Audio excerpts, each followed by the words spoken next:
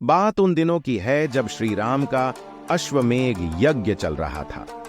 श्री राम के अनुज शत्रुघ्न के नेतृत्व में असंख्य वीरों की सेना सारे प्रदेश को विजित करती जा रही थी, जहां भी यज्ञ का अश्व जा रहा था।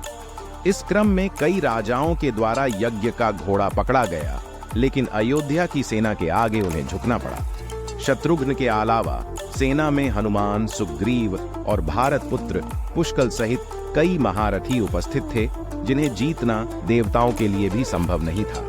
कई जगह भ्रमण करने के बाद यज्ञ का घोड़ा देवपुर पहुंचा, जहां राजा वीरमणि का राज्य था।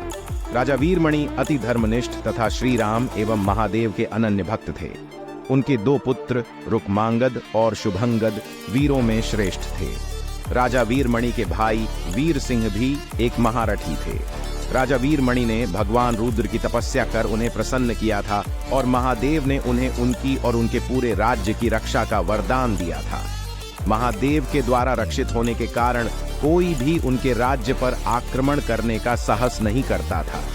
जब अश्व उनके राज्य में पहुंचा तो राजा वीरमणि के पुत्र रुक्मांगद ने उसे बंदी बना लिया और अयोध्या के साधारण सैनिकों से कहा, यज्ञ का घोड़ा उनके पास है, इसलिए वे जाकर शत्रुघ्न से कहें कि विधिवत युद्ध कर वो अपना अश्व छुड़ा लें। जब रुक्मांगद ने यह सूचना अपने पिता को दी तो वो बड़े चिंतित हुए और अपने पुत्र से कहा कि अनजाने में तुमने श्री राम के यज्ञ का घोड़ा पकड़ लिया है। श्री राम हमारे मित्र हैं और उनसे शत्रुता करने का कोई औचित्य नहीं है, इसलिए तुम यज्ञ का घोड़ा वापस लौटाओ। इस पर रुक्मांगद ने कहा कि हे पिताश्री, मैंने तो उन्हें युद्ध की चुनौती भी दे दी है, अतः अब उन्हें बिना युद्ध के अश्व लौटना हमारा और उनका दोनों का अपमान होगा। अब तो जो हो गया है उसे बदला नहीं जा सकता, इसलिए आप मुझे युद्ध की आज्ञा दें। पुत्र की बात सुनकर वीरमणि ने उसे सेना सुसज्जित करने की आज्ञा दे दी।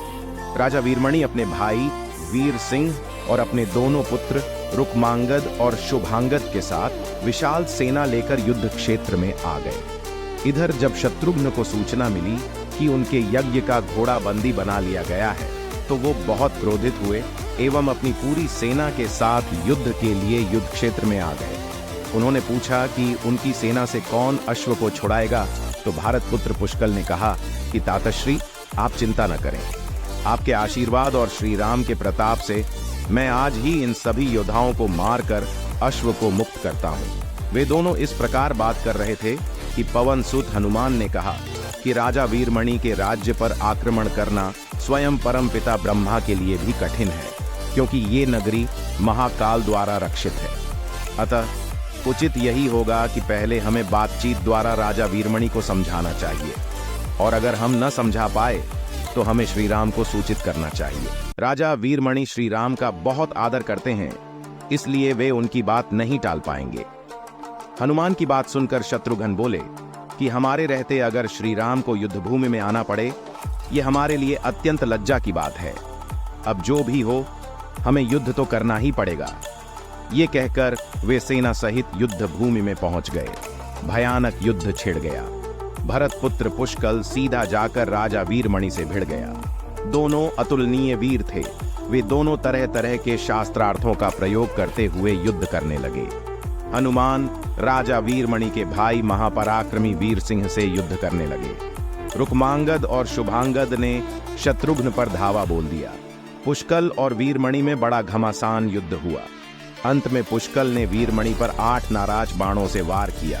इस वार को राजा वीरमणि सह नहीं पाए और मूर्छित होकर अपने रथ पर गिर पड़े। वीर सिंह ने हनुमान पर कई अस्त्रों का प्रयोग किया, पर उन्हें कोई हानि न पहुंचा सके। हनुमान ने एक विकट पेड़ से वीर सिंह पर वार किया, इससे वीर सिंह रक्तवमन करते हुए मूर्छित हो गए। उधर श्री शत्रुघ्न और राजा वीरमणि के पुत्रों में असाधारण युद्ध चल रहा था। अंत में कोई चारा न देखकर शत्रुघ्न ने दोनों भाइयों को नागपाश में बांध लिया। अपनी विजय देखकर शत्रुघ्न की सेना के सभी वीर सिंहनाद करने लगे। उधर राजा वीरमणि की मूर्छा दूर हुई तो उन्होंने देखा कि उनकी सेना हार के कगार पर है। ये देखकर उन्होंने भगवान रुद्र का स्मरण किया। महादेव ने अपने भक्त को मुसीबत में जानकर वीरभद्र के नेतृत्व में नंदी भृंगी सहित सारे गणों को युद्ध क्षेत्र में भेज दिया। महाकाल के सारे अनुचर उनकी जय जयकार करते हुए अयोध्या की सेना पर टूट पड़े। शत्रुघ्न, हनुमान और बाकी योद्धाओं को लगा कि जैसे प्रलय आ गया हो। जब उन्होंने भयानक मुख वाले रुद्रावतार वीरभद्र, नंदी, भृंगी सहित महादेव की सेना देखी तो सारे सैनिक भय से कांप उठे। शत्रुघ्न ने हनुमान से कहा कि जिस वीरभद्र ने बात ही बात में दक्ष प्रजापति की मस्तक काट डाला था और जो तेज और समता में स्वयं महाकाल के सामान है, उसे युद्ध में कैसे हराया जा सकता है। ये सुनकर पुष्कल ने कहा कि हे तातश्री, आप दुखी मत हो, अब तो जो भी हो हमें युद्ध तो करना ही पड़ेगा। ये कहता हुए पुष्कल वीरभद्र से, हनुमान नंदी से और शत्रुघ्न भृंगी से जा भिड़े। पुष्कल ने अपने सारे दिव्यास्त्रों का प्रयोग वीरभद्र पर कर दिया, लेकिन वीरभद्र ने बात ही बात में उसे काट दिया। उन्होंने पुष्कल से कहा कि हे बालक, अभी तुम्हारी आयु मृत्यु को प्राप्त होने की नहीं हुई है, इसलिए युद्ध क्षेत्र से हट जाओ। उसी समय पुष्कल ने वीरभद्र पर शक्ति से प्रहार किया, जो सीधे उनके मर्मस्थान पर जाकर लगा। इसके बाद वीरभद्र ने क्रोध से थर्राते हुए एक त्रिशूल से पुष्कल का मस्तक काट लिया और भयानक सिंहनाद किया। उधर भृंगी आदि गणों ने शत्रुघ्न पर भयानक आक्रमण कर दिया। अंत में भृंगी ने महादेव के दिए पाश में शत्रुघ्न को बांध दिया। हनुमान अपनी पूरी शक्ति से नंदी से युद्ध कर रहे थे। उन दोनों ने ऐसा युद्ध किया जैसा पहले किसी ने नहीं किया था। दोनों श्री राम के भक्त थे और महादेव के तेज से उत्पन्न हुए थे। काफी देर लड़ने के बाद कोई और उपाय न देखकर नंदी ने शिवास्त्र के प्रयोग कर हनुमान को पराभूत कर दिया। अयोध्या के सेना की हार देखकर राजा वीरमणि की सेना में जबरदस्त उत्साह आ गया और वे बाकी बचे सैनिकों पर टूट पड़े। ये देखकर हनुमान ने शत्रुघ्न से कहा कि मैंने आपसे पहले ही कहा था कि ये नगरी महाकाल द्वारा रक्षित है, लेकिन आपने मेरी बात नहीं मानी। अब इस संकट से बचाव का एक ही उपाय कि हम सब श्री राम को याद करें। ऐसा सुनते ही सारे सैनिक शत्रुघ्न, पुष्कल एवं हनुमान सहित श्री राम को याद करने लगे। अपने भक्तों की पुकार सुनकर श्री राम तत्काल ही लक्ष्मण और भरत के साथ वहां आ गए। अपने प्रभु को आया देख सभी हर्षित हो गए एवं सबको ये विश्वास हो गया कि अब हमारी विजय निश्चित है।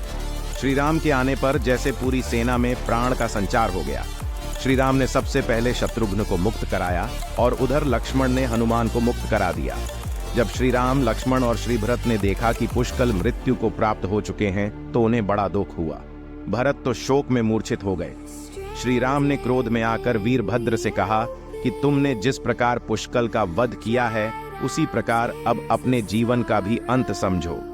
ऐसा कहते हुए श्री राम ने सारी सेना के साथ शिवगणों पर धावा बोल दिया। जल्द ही उन्हें ये पता चल गया कि शिवगणों पर साधारण अस्त्र बेकार है, इसलिए उन्होंने महर्षि विश्वामित्र द्वारा प्रदान किए दिव्यास्त्रों से वीरभद्र और नंदी सहित सारी सेना को विदीर्ण कर दिया। श्री राम के प्रताप से पार न पाते हुए सारे गणों ने एक स्वर में महादेव का आह्वान करना शुरू कर दिया। जब महादेव ने देखा कि उनकी सेना बड़े कष्ट में है तो वे स्वयं युद्ध क्षेत्र में प्रकट हुए। ऐसे ही हिंदू धर्म ग्रंथों के बारे में जानने के लिए वीडियो को लाइक और चैनल को सब्सक्राइब करें। इस अद्भुत दृश्य को देखने के लिए परमपिता ब्रह्मा सहित सारे देवता आकाश में स्थित हो गए। जब महाकाल ने युद्ध क्षेत्र में प्रवेश किया तो उनके तेज से श्री राम की सारी सेना मूर्छित हो गई। जब श्री राम ने देखा कि स्वयं महादेव रणक्षेत्र में आए हैं तो उन्होंने शस्त्र का त्याग कर भगवान रुद्र को दंडवत प्रणाम किया एवं उनकी स्तुति की। उन्होंने महाकाल की स्तुति करते हुए कहा कि हे सारे ब्रह्मांड के स्वामी, आपके ही प्रताप से मैंने महापराक्रमी रावण का वध किया। आप स्वयं ज्योतिर्लिंग में रामेश्वरम में पधारे। हमारा जो भी बल है वो भी आपके आशीर्वाद के फलस्वरूप ही है। ये जो अश्वमेघ यज्ञ मैंने किया है वो भी आपकी ही इच्छा से ही हो रहा है, इसलिए हम पर कृपा करें और इस युद्ध का अंत करें। ये सुनकर भगवान रुद्र बोले कि हे राम, आप स्वयं विष्णु के दूसरे रूप हैं। मेरी आपसे युद्ध करने की कोई इच्छा नहीं है। फिर भी चूंकि मैंने अपने भक्त वीरमणि को उसकी रक्षा का वरदान दिया है, इसलिए मैं इस युद्ध से पीछे नहीं हट सकता। अतः संकोच छोड़कर आप युद्ध करें। श्री राम ने इसे महाकाल की आज्ञा मानकर युद्ध करना शुरू किया। दोनों में महान युद्ध छिड़ गया। जिसे देखने देवता लोग आकाश में स्थित हो गए। श्री राम ने अपने सारे दिव्यास्त्रों का प्रयोग महाकाल पर कर दिया, पर उन्हें संतुष्ट नहीं कर सके। अंत में उन्होंने पाशुपतास्त्र के संधान किया और भगवान शिव से बोले कि हे प्रभु, आपने ही मुझे ये वरदान दिया है कि आपके द्वारा प्रदत्त इस अस्त्र से त्रिलोक में कोई पराजित हुए बिना नहीं रह सकता। इसलिए हे महादेव, आपकी ही आज्ञा और इच्छा से मैं इसका प्रयोग आप पर ही करता हूँ। ये कहते हुए श्री राम ने वो महान दिव्यास्त्र भगवान शिव पर चला दिया। वो अस्त्र सीधा महादेव के हृदय स्थल में समा गया और भगवान रुद्र इससे संतुष्ट हो गए। उन्होंने प्रसन्नता पूर्वक श्री राम से कहा कि आपने युद्ध में मुझे संतुष्ट किया है, इसलिए जो इच्छा हो वार मांग लें। इस पर श्री राम ने कहा कि हे भगवान, यहाँ इस युद्ध क्षेत्र में भ्राता भरत के पुत्र पुष्कल के साथ असंख्य योद्धा वीर गति को प्राप्त हो गए हैं, उन्हें कृपया जीवन दान दीजिए। महादेव ने मुस्कुराते हुए तथास्तु कहा और पुष्कल समेत दोनों ओर के सारे योद्धाओं को जीवित कर दिया। इसके बाद उनकी आज्ञा से राजा वीरमणि ने यज्ञ का घोड़ा श्री राम को लौटा दिया और अपना राज्य रुक्मांगद को सौंपकर वे भी शत्रुघ्न के साथ आगे चल दिए।